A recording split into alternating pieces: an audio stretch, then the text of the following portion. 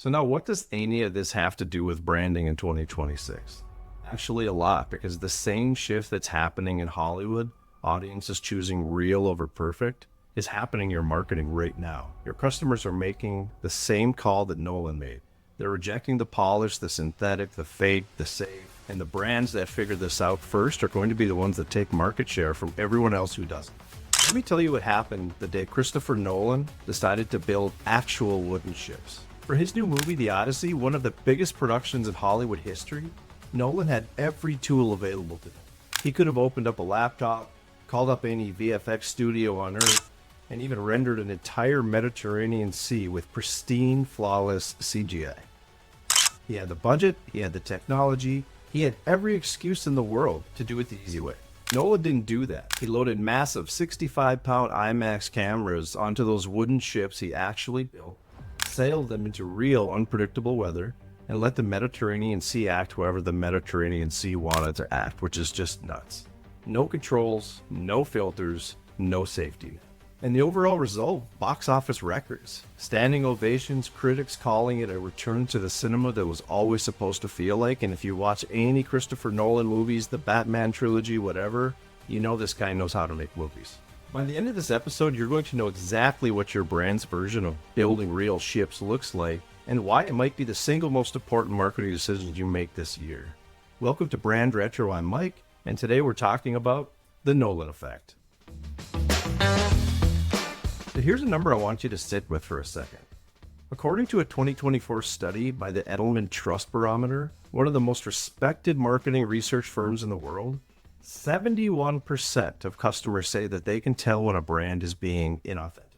71%. That's a crazy number. And of those people, 58% immediately lose trust in the brand permanently. Not temporarily, permanently.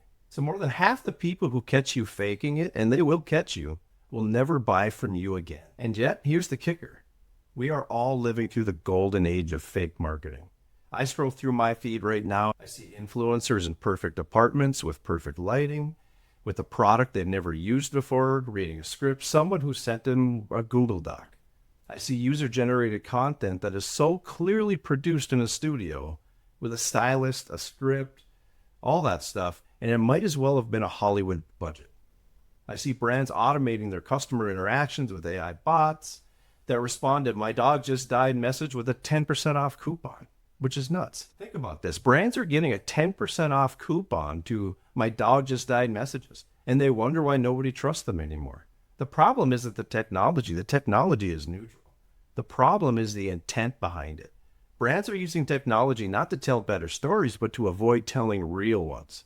They use CGI to avoid going outside, they use scripts to avoid having real conversations, and they use automation to avoid human connection. And the audience? The audience has developed what I like to call a synthetic detector, or what a lot of people would call a bullshit meter. It's invisible, it's instinctive, and it fires with 3 seconds of seeing that content. Your potential customer is not consciously thinking this is fake. Their brain is just telling them to scroll. Keep scrolling. And this isn't a small problem. The influencer marketing industry hit $24 billion in 2024, and at the same time, trust in sponsor content dropped to its lowest point ever measured. Brands are spending more money than ever to reach people who trust them less than ever. That's not a marketing problem, that's a brand identity crisis. And it's being caused by the same thing that almost killed Hollywood, the obsession with making everything look perfect when nothing is real. Brands are spending more money on marketing than ever before, and customers trust them less than at any point in history. Let me take you back to that film set one more time. When Nolan chose to use a 70mm IMAX camera, which weighs 65 pounds and requires a full crew to operate, it can only hold a certain amount of minutes of film at a time when you have to reload. This wasn't being nostalgia for the sake of being nostalgia. He wasn't doing something quirky and artistic. He was making a strategic decision. He understood something that most brand managers today have completely forgotten.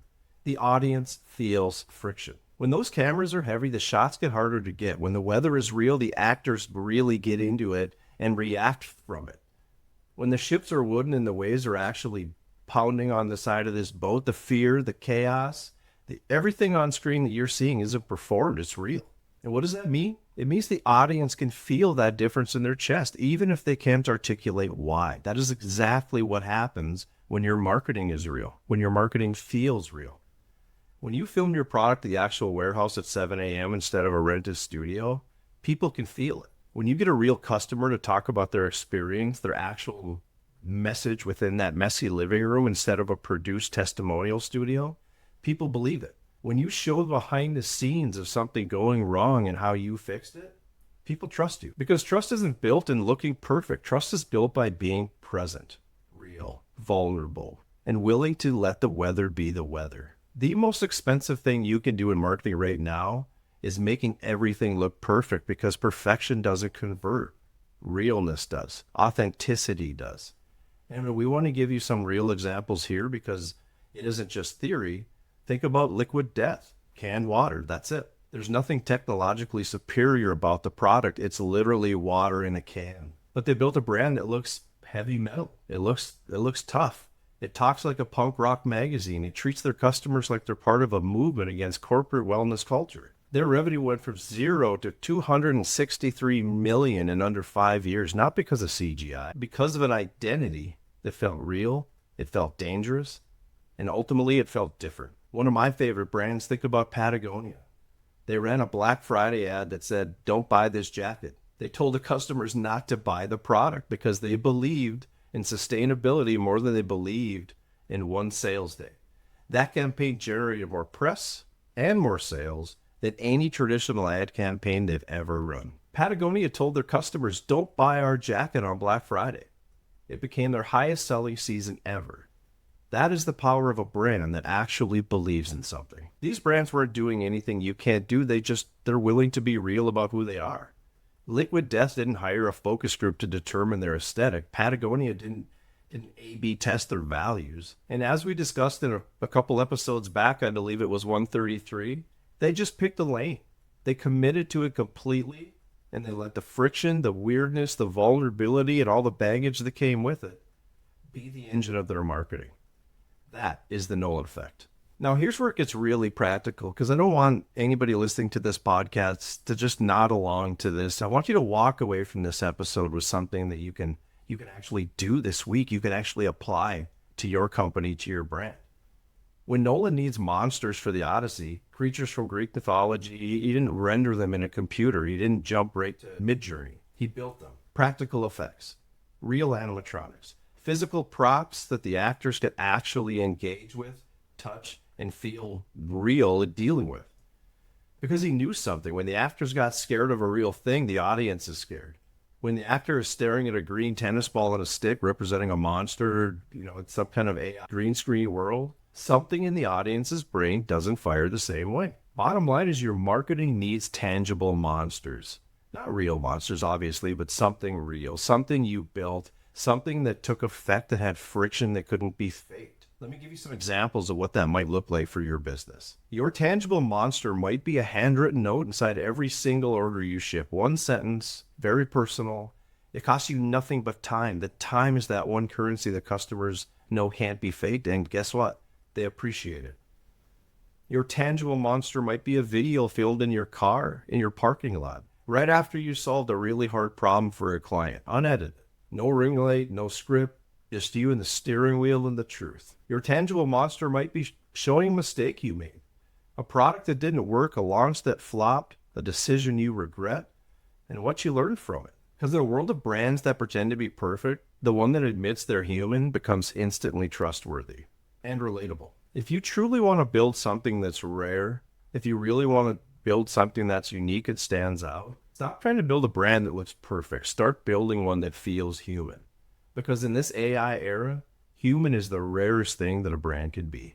A study by Stackla found that over 70% of customers say user-generated, authentic content highly impacts their purchasing decisions. And more importantly, they can immediately distinguish it from polished produced content. 80% of them said authenticity was the key factor when they chose to follow or engage with a brand.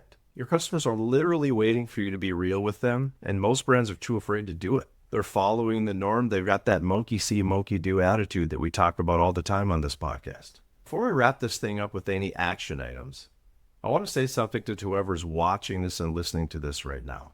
If you've ever been nodding along to this episode, if something clicked for you today, do us a favor, hit subscribe, activate the notification bell if you're on YouTube, because every week we come to the exact same intersection.